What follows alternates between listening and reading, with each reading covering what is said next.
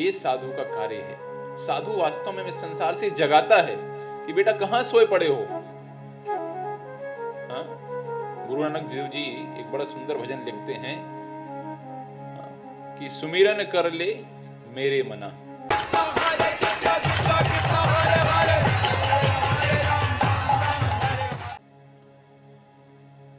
एक बार एक विद्यार्थी एक महात्मा जी के पास पहुंचा और महात्मा जी उसको बता रहे थे, देखो बेटा, इस संसार में कोई किसी का नहीं है।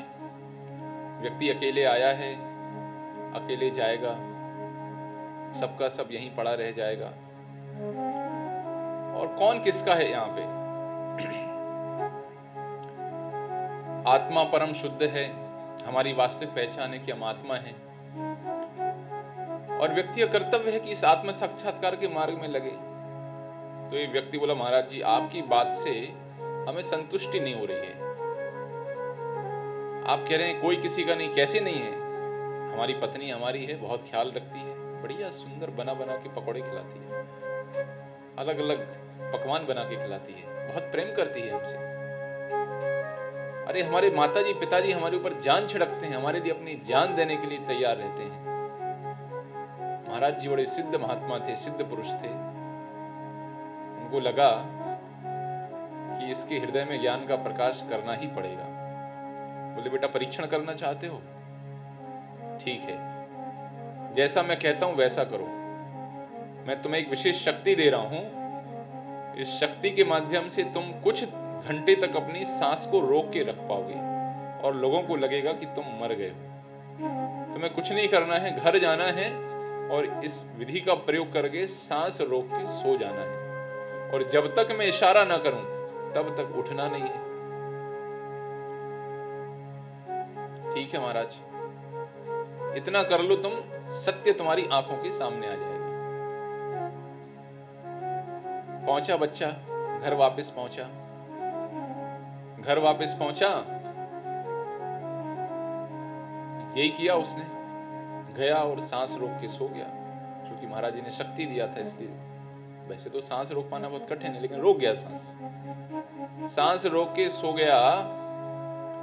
अब घर में हाहाकार मच गया। पत्नी आई, ये जी उठो। अब ये सुन तो रहा था लेकिन उठ नहीं रहा था। ये जी उठिए, क्या हुआ आपको, क्यों नहीं उठ रहे हैं आप? तो सासू माँ के पास गई, देखिए ये उठ नहीं रहे हैं, क्या हो गया इनको? वो अपने पति के पास गई, अर्थात लड़की के पिता के पास, कि बच्चे को क्या हो गया। अब घर में हाहाकार मच गया, सबका रोना गाना शुरू हो गया। क्या हुआ क्या हुआ क्या हुआ? सबकी आंखों में अश्रु धारा प्रवाहित होने लगी। करोड़ों करोड़ों की बात थी भाई, जवान लड़के को कुछ हो जाए, नई नई पत्नी आई है तो कठिन बात तो है। सब बड़े दुख के सागर में डूब गए। उसी समय वहां पर ये महात्मा जी पहुंच जाते हैं और महात्मा जी कहते हैं, क्या हुआ? बोले, हमारा बच्चा मर गया। बच्चा मर गया? तो महात्मा जी बोले, मैं इसको जिंदा कर सकता हूं। ये एक मैं आपको एक पात्र में, एक लोटे में भर के जल, और जल के अंदर एक विशेष दवा डाल के दूंगा। यदि ये दवा और ये जल कोई व्यक्ति पी ले तो उसकी मृत्यु हो सकती है, या हो सकता ना भी हो, लेकिन ये पक्का जिंदा हो जाएगा, आपका लड़का जीवित हो जाएगा। अब तो बड़ी धर्म संकट की स्थिति बन गई। ये बच्चा जीवित हो जाएगा, आप में से कोई मर भी सकता है और नहीं भी मर सकता है। तो अब पत्नी को कहा, तुम पी लो। अब बोले, महाराज अब जिसकी ठीक है, अब जो स्थिति जो अवस्था है, जब जिसकी मृत्यु आनी है अब आनी है, अब उसको कौन रोक सकता है? और कहीं हम मर गए और जिंदा ना हुआ तो? सबको अपने प्राण प्यारे। पिता से कहा, तुम पी लो, आप पी लीजिए। तो पिता भी आनाकानी किया, पिता ने भी, माता ने भी आनाकानी किया। संबंधियों की तो बात ही क्या कहें। तो गुरुजी बोले, कोई नहीं पिएगा तो मैं पीऊंगा। मेरा चेला था, तुम लोग कोई नहीं पियोगे तो मैं पीऊंगा। हमारा शिष्य था, कम से कम इसकी रक्षा के लिए हम अपने प्राणों को त्याग देंगे। यदि हमारा चेला जीवित हो जाता है तो अच्छी बात है। बहुत आता था हमारे पास, दान भी देता था, सेवा भी करता था, खूब बात भी सुनता था। उसमें था तो कुछ नहीं। गुरुजी ने लिया लोटा और गटगटा गए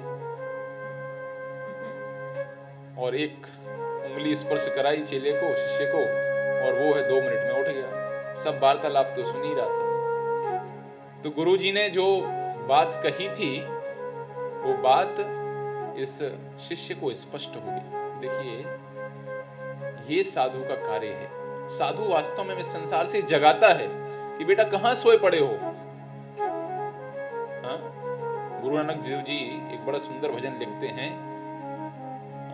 कि सुमिरन कर ले मेरे मना, तेरी बीती जात उमर हरि नाम बिना। इस जग में नहीं कोई अपना। तो व्यवहार करना है हमें। इस संसार में हम हैं तो ऐसा नहीं उनके प्रति अपने कर्तव्य का पालन ना करें, लेकिन हमेशा इस बात को ध्यान रखना है कि जीवात्मा तो स्वतंत्र है, जीवात्मा तो भगवान का अंश है, उसका कर्तव्य तो भगवान के प्रति ही है। ये जीवात्मा की जिम्मेदारी है। तो जब गुरुजी ने इस प्रकार से व्यवहार किया तो उस शिष्य की आंखें खुल गईं।